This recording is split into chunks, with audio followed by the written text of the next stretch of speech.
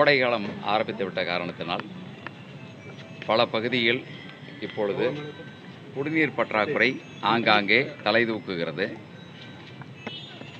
நான் குடியிருக்கிற பெருந்துறை தொகுதியை பொறுத்தவரையில் சில இடங்களில் கடந்த 10 நாட்களாக குடிநீர் பிரச்சனை இருப்பதாக மக்கள்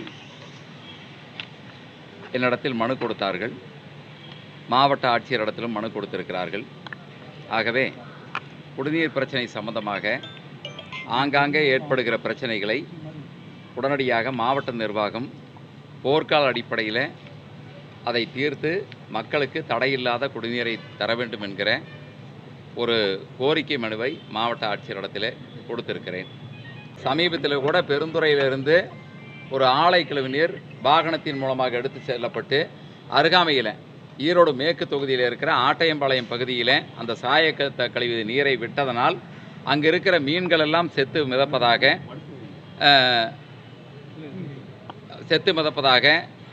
நான் பத்திரிகை மூலமாக தெரிந்து கொண்டோம். அதை பற்றி தொடர்ந்து செய்திகள் வந்து கொண்டிருக்கிறது. அதற்குண்டான நடவடிக்கை மாவட்ட நிர்வாகம் எடுத்துக்கொண்டிருக்கிறார்கள். ஆக இதை போல அது எந்த இடத்திலும் மக்களை பாதிக்கக்கூடிய செய்கைகளை, அதாவது ஆலைகள் இருக்க வேண்டும், தொழில்கள் வளர வேண்டும் என்பது மாற்றுக்கருத்து கிடையாது.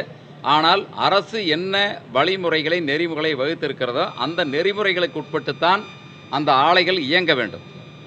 ஆக ஆலை கழிவு நீரை 100% சுத்தப்படுத்தி நல்ல நீரை வெளியே விட வேண்டும் என்கிற திட்டம், அந்த அடிப்படையில் தான் ஆலைகளுக்கு அரசு அங்கீகாரம் கொடுத்திருக்கிறது. ஆனால் அந்த சுத்திகரிப்பு செய்வதற்கு செலவு ஏற்படுகளும் என்று சொல்லி அதை இரவு நேரங்களிலே அந்த தண்ணீரை கொண்டு போய் இந்த குளம் குட்டைகளை விடுகிற பொழுது அங்கிருக்கிற நீரும் கெடுவதோடு அங்கிருக்கிற மீன்கள் இறக்கக்கூடிய சூழ்நிலை ஏற்படுகிறது. அந்த நீர் கீழே சென்று படிந்து விட்டால் அந்த நீர் மீண்டும் வெளியேறி நல்ல நீராக மாறுவதற்கு பல வருடங்கள் பிடிக்கும். இது ஒரு மோசமான நிகழ்வு. இப்படிப்பட்ட நிகழ்வுகளை ஆரம்பத்திலேயே கிள்ளி எறிய வேண்டும். ஆரம்பத்திலேயே இதை கடுமையான நடவடிக்கையை இந்த அரசு எடுப்பதற்கு மாவட்ட ஆட்சியர் மாவட்ட நிர்வாகத்தின் மூலமாக நடவடிக்கை எடுப்பார் என்று கட்டாயம் எடுப்பார் என்று நம்புகிறோம்.